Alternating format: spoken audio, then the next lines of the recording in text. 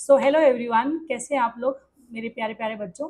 As I promised you yesterday, कल हमारी पहली मुलाकात थी and I told you that will be starting with the series of lectures of class 11th and class 12th chemistry. तो उस promise के साथ I am back on my channel and from today itself we are going to start with chapter number 1, जो कि है some basic concepts of chemistry. Now this chapter is a part of physical chemistry. ठीक है बच्चों। और ये chapter नहीं है, फ्रैंकली स्पीकिंग ये एक सीरीज ऑफ कॉन्सेप्ट्स है। This chapter is buildup of such small topics जो मिलकर पूरे हमारी केमिस्ट्री की कॉन्सेप्ट्स को क्लियर करते हैं, उनको मजबूत करते हैं। Because mole is some topic which is use everywhere. Physical quantities वो हैं जो हर जगह यूज़ होती हैं, हर चैप्टर में यूज़ होती हैं। तो क्यों ना बिल्कुल बिगनिंग से शुरू किया जाए। This is highly helpful for all the learners जो कि क्लास 11th अपना देंगे and all the people who are aspiring to give competitive exams, NEET, JEE, etc. Chaliye, so on that good note, let us start from the first chapter. As I told you, some basic concepts of chemistry. So सबसे पहले chapter का नाम some basic concepts of chemistry.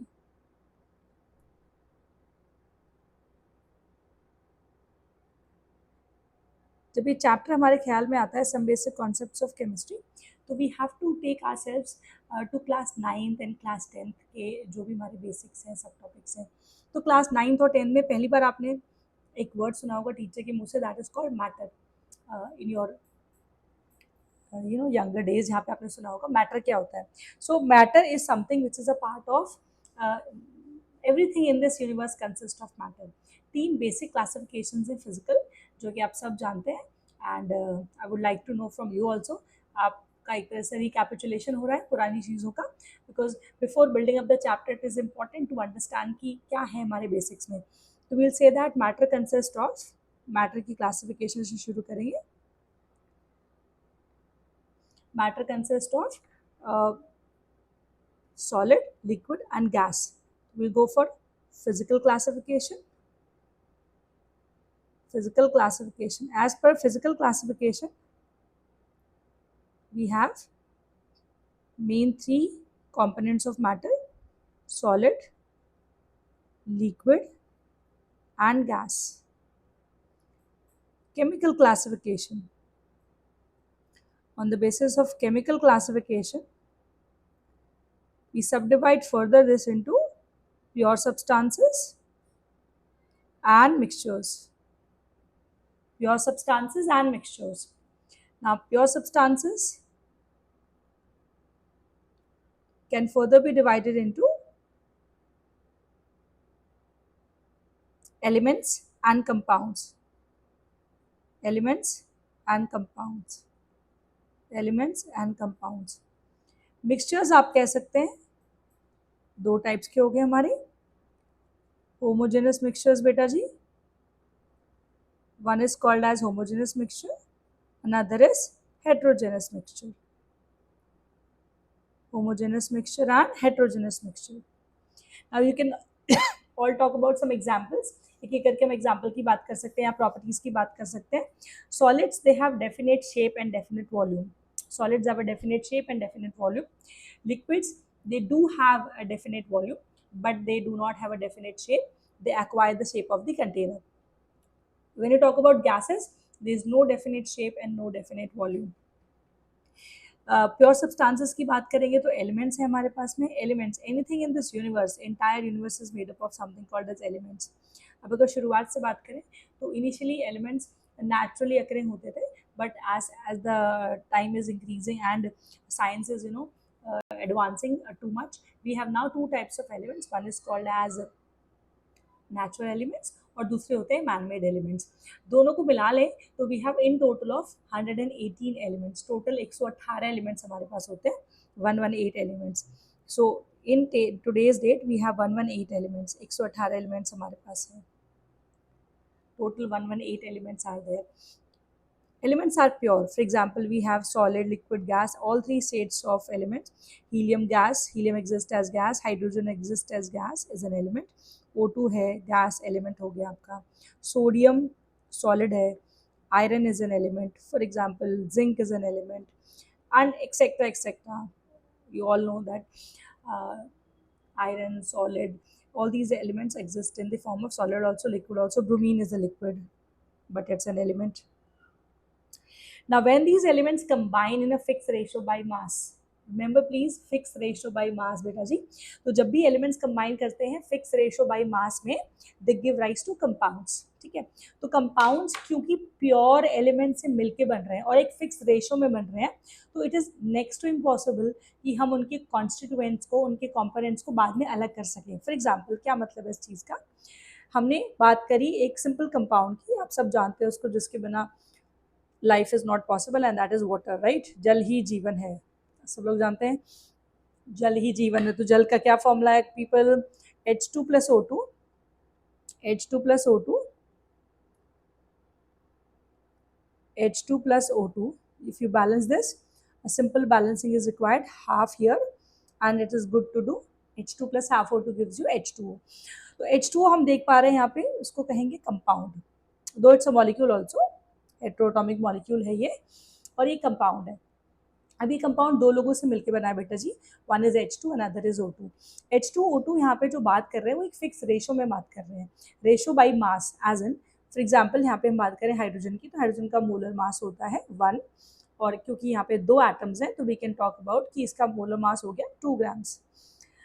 In terms of oxygen, half mole हमने लिया है, एक oxygen के लिए we talk about molar mass as 16, for 2 it is 32, and we have in total 16 grams.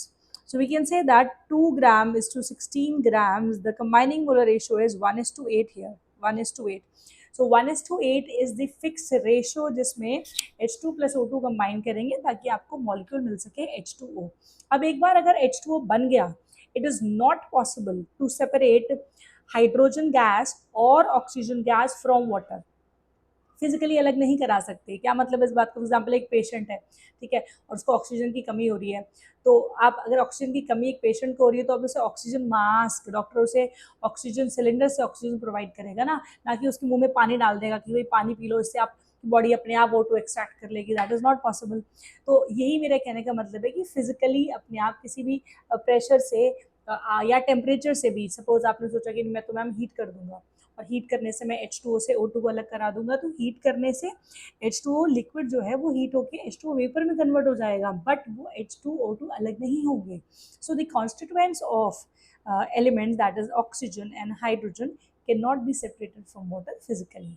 Yes, I do agree कि chemically आप अलग कर सकते हैं, that is a proper reaction. कि सपोज करिए आपने वाटर का रिएक्शन कराया किसी भी highly reactive elements, for example sodium से, तो sodium plus water you'll get NH and hydrogen pop sound के साथ निकल जाएगी. दैट इज पॉसिबल कि आप उसके कॉन्स्टिट्यूएंट को फिर अलग कर सकते हैं chemically. Remember, chemically. Physically we can not separate them, इसीलिए इनको प्योर कहा जाता है. तो compounds are also pure as they are made up of pure elements and that too in a fixed ratio by mass. एक combination उनका fix रहता है. तो I am sure it is clear to all of you. और other examples of compounds can be taken, simple आप सब जानते हैं. H2O लिया जा सकता है, CO2 आप ले सकते हैं, you can take SO2 for that matter, आप HCl ले सकते हैं, एक्सेट्रा एक्सेट्रा. तो यार सारे आपके सिंपल कंपाउंड्स हो गए. ठीक है, मूविंग फर्दर, आगे चलते हैं अपनी क्लासिफिकेशन की तरफ. तो आपने देखा ma'am has just explain to us solids, liquids, gas, उनका जस्ट डेफिनेशन जो आपको अपनी छोटी क्लासेस से पता है. Pure substances may we just talk about elements. As I just told you, 118 elements are there. Compounds are the combinations which are formed with the help of pure elements only. Coming to mixtures, mixtures दो प्रकार के होते हैं, homogeneous and heterogeneous. Now इसका क्या मतलब है homogeneous? Very simple term. Homo, as you all know, homo means uniform composition throughout. तो जो constituents की बात कर रहे हैं हम, constituent मतलब जैसे example if I talk about true solutions, आप सबने सुना होगा, हमने अगेन 8, 9, 10 में कभी कि मैम के मुंह से या सर के मुंह से अपने teachers must have told you true solutions, suspensions and colloids, right. तो 3 जो ये सॉल्यूशंस है बेटा जी, इसमें से जो होमो है, होमोजेनस वाला, that is where you have this solute and solvent intermix with each other, और वो एक दूसरे के साथ ऐसे मिल जाते हैं कि यूनिफॉर्मली कॉम्पोजिशन होगी, uniform composition all through out. क्या मतलब? एक सिंपल एग्जांपल से समझाती हूँ. चीनी वाला पानी या नमक वाला पानी घर में भी कर सकते हैं, आप सबने करके भी देखा होगा, ऐसा नहीं है, everybody must have done this. हम लेट्स से फॉर एग्जांपल हम नींबू पानी बनाते हैं या कुछ भी, या लेट्स से हमने शुगर ली और पानी में मिक्स की सिंपली हमने, ठीक है। तो जब शुगर को पानी में मिक्स करते हैं, स्टरिंग करते हैं, तो you get a sugar solution, आपको एक मीठा टेस्ट का पानी मिल जाएगा। Now you take a first sip और you take a last sip. अगर आपने एक चम्मच, let's say 1 tablespoon of sugar has been added to water, और अगर आपने वो पानी को अच्छे से स्टर करके मिक्स कर दिया है और मीठा पानी रेडी हो गया आपके पास में, now you start taking sip of that water, you will find that क्या क्या ऑब्जर्व करेंगे आप कि आपकी फर्स्ट सिप से लेके लास्ट सिप तक टेस्ट रिमेन सेम, यस और नो? ऐसा तो है नहीं कि मैंने पहला सिप लिया अलग मिठास है और 4-5 सिप के बाद डिफरेंट आ जाएगा और लास्ट तक वो बिल्कुल खत्म ही हो जाएगा, नॉट पॉसिबल, बिकॉज आप जानते हैं वो तो अच्छे से यूनिफॉर्मली मिक्स हो गया है उसमें। तो this is called uniform composition. Till from my first sip to the last sip the taste is same, वो मिठास बिल्कुल सेम है, because sugar crystals have dissolve inside the water uniformly, पूरा अच्छे से मिक्स हो गया उसके अंदर, because they have produced homogeneous solutions. On the contrary, अगर आप यही काम चॉक पाउडर के साथ करते हैं, फॉर एग्जाम्पल आपने चॉक लिया और पानी में मिक्स कर दिया, या let's say sand and water, sand and water तो you can see by the naked eye only, आप देख सकते हैं कि अपनी खुली आंखों से कि आपको रेत पानी में स्टार्टिंग में लगेगा कि शायद वो उसमें मिक्स हो रहा है, but you keep it for some time और तो धीरे धीरे अपने आप सेटल हो जाएगा, and you will found that all the sand will settle down at the bottom of the glass. तो ये सैंड एंड वाटर क्या है, ये जो मैंने एग्जाम्पल दिया आपको चॉक इन वाटर, ऐसा है क्या है, these are all heterogenous solutions, right.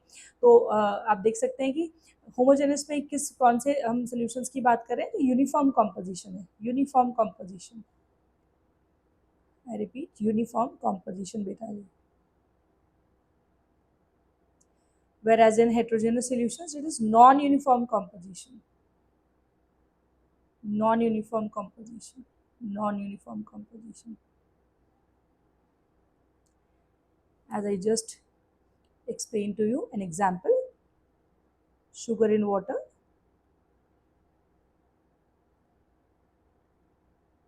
namak pani, that's NaCl in water.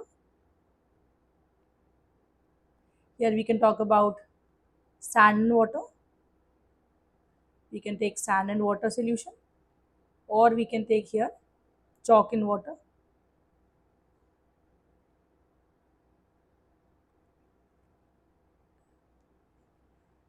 Heterogeneous में कोलॉइड्स भी आते हैं, फॉर एग्जांपल कोलॉइड्स की बात करें तो colloidal solutions they seem to be homo, कुछ ऐसे सॉल्यूशंस होते हैं देखने में लगते हैं वो यूनिफॉर्मली डिस्ट्रीब्यूटेड हैं, बट एक्चुअली उनमें वो नेकेड आई से समझ आता है कि शायद यूनिफॉर्म कॉम्पोजिशन है, बट होता नहीं है। When you do the techniques and you carry out certain calculations, उनके साथ जब आप सेपरेशन टेक्निक्स करते हैं तो आप देखते हैं कि दो सेपरेट कॉम्पोनेंट्स हैं, नाम थोड़े से अलग है, यहाँ पर हम उन्हें कोलॉइड्स बोलेंगे, और कोलॉइड्स भी आपके सिलेबस का ही पार्ट है, जहाँ पे हम देखते हैं कि सॉल्यूट और सॉल्वेंट ना बोलकर usually use the term solute and solvent for true solutions. Here we do not use the term true solutions, के लिए तो हमने सॉल्यूट सॉल्वेंट का यूज किया। For colloids we use the term dispersion medium and dispersed phase, DPDM, DPDM होता है।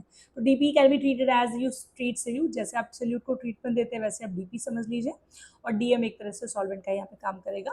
तो इसमें नेचुरली अगर मैं बात करूँ नेचुरल कोलॉइड्स की, तो we have milk is an example of natural colloid, your blood is an example, or blood is an example of natural colloid, starch solution is example of natural colloid, ये सब हमारे natural colloids हैं। Laboratory में बन जाते हैं, ferric hydroxide souls बोलते हैं, कोलॉइड्स का ही दूसरा नाम सोल्स भी है। तो they actually appear to be homo, but in general अगर हम चेक करें तो वो हेट्रो होते हैं, ठीक है। तो ये हो गया हमारा एक बेसिक सा classification to start with the chapter called as some basic concepts of chemistry. Now when you talk about this classification thing, we have elements, we have solids, we have liquids, ठीक है। तो इसमें जो matter होता है उसको study करने के लिए हमने क्लासीफाई तो कर लिया, but you have to measure the matter, right. See you are matter, I am also matter, everything around us is matter, whether it is gas, liquid, solid, सब कुछ तो मैटर ही है। Even chemical substances, chemical substances are made up of elements, and elements naked eye से दिखते नहीं है, but हर चीज़ तो एलिमेंट से बनी हुई है। तो ऐसा क्या क्राइटेरिया है कि हम उनको मेजर कैसे करें, because it is a part of physical chemistry. तो what is physical chemistry? Physical chemistry deals with measurements only.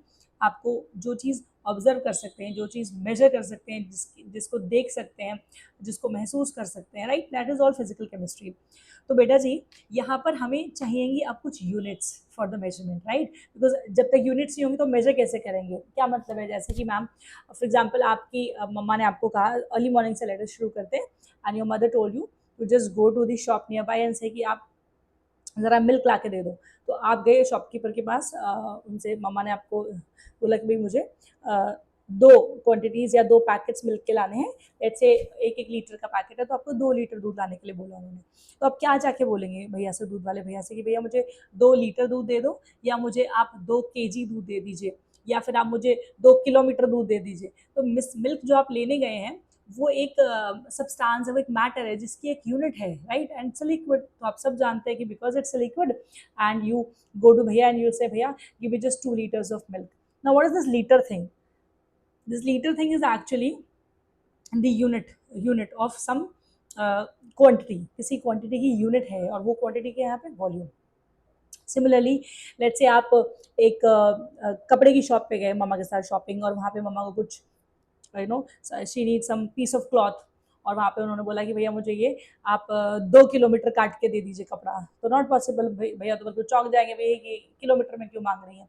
तो क्यों बिकॉज एक्चुअली कपड़े को नापने के लिए we use usually term call metres. हम मीटर्स में लेंगे, किलोमीटर्स में तो हम कपड़े क्लॉथ नहीं ले सकते। हाँ, लेकिन हमें एक शहर से दूसरे शहर जाना है, अब अपने घर से स्कूल जाना है, हमें घर से निकल के किसी जगह पर जाना है, तो हम उसके लिए किलोमीटर्स का यूज़ करते हैं। तो किलोमीटर्स कहाँ पे यूज़ हो रहा है? डिस्टेंस के लिए। तो सिमिलरली जो भी मैटर हमारे आसपास है उसको मेजर करने के लिए वी यूज सर्टेन यूनिट्स, और अब उनकी पढ़ाई करेंगे। यूनिट्स भी 2 प्रकार की होती हैं, 2 types of units. One is called as fundamental units and the other is called derived units. There are only and only 7 basic fundamental units. So पूरी जो हमारी ये साइंस है, when you talk about science, it is irrespective of physics, chemistry, biology, maths, whatever, anything which is measurable, scientist ने उनको 7 parts में divide कर दिया, and they've given us 7 basic और fundamental units जिनका अभी हम डिस्कशन करने वाले हैं। So units are very important, because बिना यूनिट्स के तो हम सिर्फ एक नंबर के साथ काम कर रहे हैं ना, इट इज मैथ्स ओनली। आप जब तक उसके मैथमेटिकल नंबर के आगे एक यूनिट नहीं लगाएंगे आप नहीं जान पाएंगे आप किसकी बात कर रहे हैं, कौन सी क्वांटिटी की बात कर रहे हैं आप। So to measure any quantity we have some measurements needed. So as per SI system, as per SI system, as per SI international system, we have 7 basic or fundamental, basic or fundamental scientific quantities, और इन 7 basic scientific quantities से ही बाकी quantities derive हुई हैं, as in which are all these quantities present with us. Let's see, सबसे पहली है बेटा जी length, right. सबसे पहली आपकी बेस फिजिकल क्वांटिटी है, your base physical quantity is length, QTY इस quantity is length. Then we have mass. उसके बाद हमारे पास आता है टाइम। आप सबको पता होगा ये, आई एम श्योर, बहुत अच्छी बात है। Ma'am is just starting with basics, because एकदम से मैं कोई भी चीज़ बीच में से शुरू करूँगी चैप्टर के तो आपको समझ नहीं आएगी। So let's take it, because it's a easy soft journey. आराम से ही चलते हैं, हर एक चीज़ आपको धीरे धीरे कनेक्टेड फील होनी चाहिए। Every lecture must be connected to the other. So length के बाद आता है मास के बाद टाइम के बाद electric current, thermodynamic temperature, simply temperature भी आप कह सकते हैं। Then we have this thing called luminous intensity, the dimness of the light, brightness of a light, luminous intensity, and finally we go for amount of the substance. In general, amount of chemical substance, to be more precise, क्योंकि हमें microscopic particles की बात हो रही है। Length के लिए the units which we use here is meter, मास के लिए we have kilogram, for time we check second, for electric current we all know beta ji ampere, for temperature बचा Kelvin, luminous intensity is candela, and my dear students the most important for this chapter at least, वैसे तो पूरी chemistry में ही हमें चाहिए but इस chapter में तो कुछ ज़्यादा ही इसका इस्तेमाल है, is called mole, MOLE, mole. For them the symbols can be used, M for meter, for kg it's kilogram, it's kg, S for seconds, capital A for amperes, capital K for Kelvin, CD for candela, and MOL for the mole. Now out of all this हमें सारे ही use करने हैं obviously, क्योंकि हम पूरी अपनी 2 साल के सिलेबस की जर्नी में है, क्लास 11-12, तो कहीं ना कहीं हमारा इस्तेमाल इन सब से होता रहेगा, यूज़ पड़ता रहेगा, बट अमाउंट ऑफ सब्सटेंस तो इमिडिएटली हमें इस चैप्टर में यूज़ करना है, विच इज़ मोल. मीटर का भी यूज़ होगा, केजी का भी यूज़ करेंगे स्लोली स्लोली. नाउ अदर जो क्वांटिटीज़ है बेटा जी, those are all called derived, you know, derived quantities. आपने डिराइव क्यों कह रही है मैम? क्योंकि इनकी वजह से वो सारी यूनिट्स आती हैं, और हम एक आधा करके भी देख लेते हैं. फॉर एग्जांपल आप सबने बहुत बेसिक सा कुछ सुना है, charge. Everybody know charge. Charge, positive charge, negative charge. Chemistry की बात करें तो negative charge on the particles, positive charge, electronic charge, वो सब ठीक है. चार्ज की यूनिट, और अगर देखें तो आपके घर में भी जो करंट है that is coming through the charge, तो जो चार्ज है that is noted by some letter Q, small Q और capital Q. Q is given by some formula I into T, है ना. All you know is कि वो current into time से दिया जाता है. नाउ करंट का यूनिट मैंने अभी बताया आपको, विच इज एम्पियर, राइट. और टाइम के लिए भी using what, seconds. So ampere seconds, ampere seconds, ampere seconds. तो दो यूनिट से मिलकर आ गया एम्पियर से और सेकेंड से, which is actually in SI given as coulombs, and in CGS it is called ESU, electrostat unit. MKS it is coulomb, and CGS it is ESU, electrostat unit. But वो derive कहाँ से हो रहा है? Current और time के combination से. Similarly velocity, you talk about acceleration, आप फोर्स की बात करिए, आप एनर्जी की बात करिए, वर्क की बात करिए, सब जो यूनिट्स हैं वो सब इन 7 बेसिक फंडामेंटल यूनिट से डिराइव होती हैं. तो प्लीज़ मेक श्योर कि आप कम से कम ये जो बेस यूनिट्स है, फंडामेंटल यूनिट्स, इनको बिल्कुल ना भूलें और याद कर लें. Anyways this is going to be very helpful for the entire physics chemistry both. Now coming to, आप देख सकते हैं कि इनमें एक खास चीज़ चेक करिए आप लोग. क्या खास चीज़ मैम? मास में आप देख पा रहे हैं बच्चा पार्टी, मास में मैम ने एक प्रीफिक्स भी लगाया है, जो कि और तो कहीं मुझे दिख नहीं रहा, आप भी चेक कर सकते हैं. लाइक मीटर में सिर्फ मीटर लगा है, सेकेंड्स भी सिंपल लग रहा है, बाकी सब भी सिंपल लग रहा है. कि मास में खास चीज़ आपको नज़र आ रही होगी, kilo. Kilo, can you see that? Kilo, yes, kilo thing. अभी किलो क्या चीज़ है मैम? हमने ग्राम तो सुना है, सुना तो अपने किलोग्राम भी, ऑब्वियसली डेली लाइफ में भी आपकी यूज हो रहा है, बट एक किलो टर्म कहीं से आ रहा है, राइट. सो एक किलो जो शब्द है वो क्या है? Prefix. Prefix.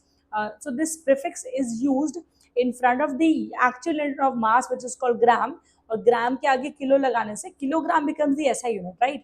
but kilo term is justifying itself कि वो एक mathematical conversion factor है which is used as prefix in front of certain units. तो क्या मैम सिर्फ किलो से हमारा काम चल जाता है? चल भी सकता है, because kilo is use for macro quantity, right. कि हमने किलोग्राम, मतलब अभी मैंने बोला कि हम मार्केट में सामान लेने गए, तो मैंने भैया को बोला मुझे गिव मी सम मैंगोज, सम 5 kg मैंगोज. तो 5 kg मैंगोज, मैंगोज क्या है? मैक्रो क्वांटिटी है. बट मैंने भैया को जाकर बोला भैया मुझे ना 5 किलोग्राम इलेक्ट्रॉन्स दे दो. पहले तो he'll think we are out of her mind कि इलेक्ट्रॉन्स क्या चीज़ है, क्या मांग रहे हैं हमसे. And more over electron is a microscopic entity, naked eye से तो दिखती नहीं, एवरीथिंग कंसिस्ट ऑफ इलेक्ट्रॉन्स. तो क्या मुझे इलेक्ट्रॉन्स का मास, इलेक्ट्रॉन्स की मूवमेंट ये किलोज में चेक करनी चाहिए? नो, नो, बिकॉज वो माइक्रोस्कोपिक एंटिटीज है. And as a chemistry teacher my main focus आपके साथ यही तो है, मुझे यही तो कराना है कि मुझे आपको हेल्प करना है जज करने में और चेक करने में कि देखिए हम पूरी केमिस्ट्री में माइक्रोस्कोपिक एंटिटीज से डील कर रहे हैं. तो हमें ऐसे प्रीफिक्सेस की रिक्वायरमेंट है जो माइक्रो पे डील करते हैं, छोटी छोटी चीज़ों पे डील करते हैं जो नेकेड आई से नहीं दिखती हैं. तो क्या हमारे पास और भी प्रीफिक्सेस है ma'am? Yes, we do have certain prefixes given in NCERT also. और पूरे अब ना कर पाए लेट्स से एनसीईआरटी के, तो कम से कम कुछ आप सिलेक्टिव तो ज़रूर करें, है ना. सिलेक्टिव तो आपको ज़रूर करनी चाहिए ताकि आपकी रेस्ट ऑफ दी जो फिजिकल क्वांटिटीज़ का कन्वर्जन है वो ईजी हो जाएंगे. So what next on that prefix? We are going to start with prefixes. Prefixes used in front of units. Units के आगे लगाए जाने वाले प्रीफिक्सेस. फॉर एग्जाम्पल, हम अगर हायर टू लोअर में जाएं तो वी हैव समथिंग 10 की पावर -24 से स्टार्ट होता है, ठीक है. मैं आपको एक सिंपल ट्रिक से बताती हूँ। और 3 का टेबल आपको याद करना है, 10 की पावर -21, 10 की पावर -18, रिड्यूसिंग टर्म में चले जाइए। 18 के बाद we can talk about 15, then it comes 12, and then we have this 9, 6, -3। Once you reach -3, आपने ये 3 का टेबल 24 से लेके डाउन 3 तक आ गए, you now go just regular. अब 3 का टेबल नहीं याद करना आपको, ये तो ट्रिक थी याद करवाने की। So it's -2, -1, right? So these are from -24 to -1, a regular, all the integer raised to the power negative. Now we go to raised to the power positive factors. Again एक ट्रिक है, जैसे कि हमने -1, -2, -3 regular negative में लिया ना, वैसे बेटा पॉजिटिव में ले लीजिए। So it's 10 raised to +1, possibly 10 actually, because 10 raised to +1 तो 10 ही होता है, आप 10 भी ले सकते हैं। 10 की power 2, 10 raised to 3, and then you again start table of 3, right? Very easy trick for you. So it's 10 raised to 6, 9, 15, sorry 12, then we have 15, 21 and 24. So in today's class, this would be our last discussion, where I'm leaving you with certain entities कि आप ये table ज़रूर check करें, NCERT में बहुत important है। I would strongly recommend कि at least आप ये -15 से लेके +6 तक तो ज़रूर करें। मैम को तो खैर सारा ही आता है, बट आप एटलीस्ट -15 से +6 तक ज़रूर करें, उससे आपका काफ़ी हद तक केमिस्ट्री में तो काम चल जाएगा, है ना। दो बाकी भी जो छूट गया करने में ऐसा कोई बुराई नहीं है, but at least you must do this much. Femto, that's called pico, that's nano, this is micro, then we have milli, you must have heard milligram, millimeter, then we have centimeter, 10 is to -1 is decimeter cube, we all know 1 decimeter cube is equal to 1 liter, so 1 decimeter cube, decimeter, dm stands for 1/10.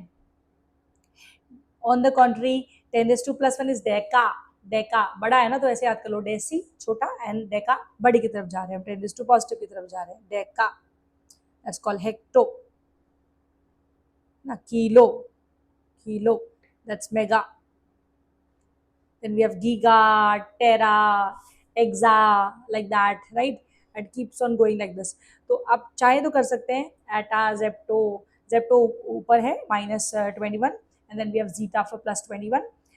If you want to check, आपको पूरा table याद करेंगे तो अच्छी बात है मेरे लिए, एंड आपके लिए भी, आपको अच्छा लगेगा और करके समझ आएगा कि ये कैलकुलेशंस कितनी इजी हो जाती है हमारे लिए। फॉर एग्जांपल अगर इसकी पिको की बात करें तो नेक्स्ट चैप्टर हमारे काम आने वाला है। आप सब जानते हैं कि जो इलेक्ट्रॉन्स हैं उनकी वेवलेंथ हम चेक करते हैं पिकोमीटर्स में, माइक्रोस्कोपिक एंटिटीज़ हैं, तो उसमें लिखा है लेट्स से 2400 पिकोमीटर्स, तो इट्स एक्चुअली 2400 10⁻12 मीटर्स। कन्वर्जन करने में हमारी हेल्प हो जाएगी।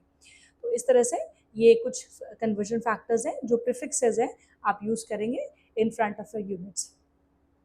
चलिए, सो ऑन दैट नोट, मैंने आज आपके साथ जो डिस्कशंस करी हैं वो बहुत बेसिक डिस्कशंस करी हैं दो, but I have a strategy. मैं एक हर टीचर का अपना एक तरीका होता है, मेरा एक अपना ऐसा तरीका है कि मैं पहले बेसिक्स बिल्डअप करा देती हूँ बहुत अच्छे से in every class, whether it is my offline class और ऑनलाइन क्लास।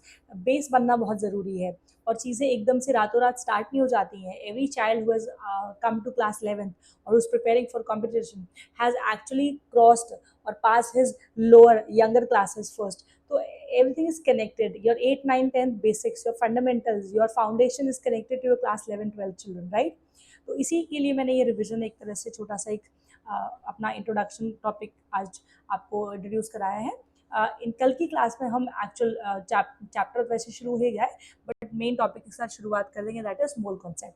तो आज हमने एक वर्ड बोला आपके सामने, मोल, राइट? अब कल इस मोल के बारे में और डिस्कशंस करेंगे, मोल होता क्या है, ये आया कहाँ से, and what type of numericals which comes from this topic. And धीरे धीरे ऐसे ही हमारे अब ये लेक्चर्स चलते रहेंगे। I again thank you all for joining, और जो भी ये लेक्चर्स देख रहे हैं उनको बहुत फ़ायदा होगा। I am sure this will benefit you a lot. So see in my next class, अगली क्लास में मिलते हैं और ऐसी सीक्वेंस के साथ चलेंगे। अगर आप रेगुलर रहेंगे और इनका फ़ायदा उठाएंगे तो आई एम श्योर ऐसा कोई भी सब टॉपिक नहीं है जो आपसे छूट जाएगा या आप हल नहीं कर पाएंगे। every day, each day, your confidence will just keep on boosting more and more. That's my promise to all of you. Thank you very much. Take care. Be safe. Be happy. Bye bye.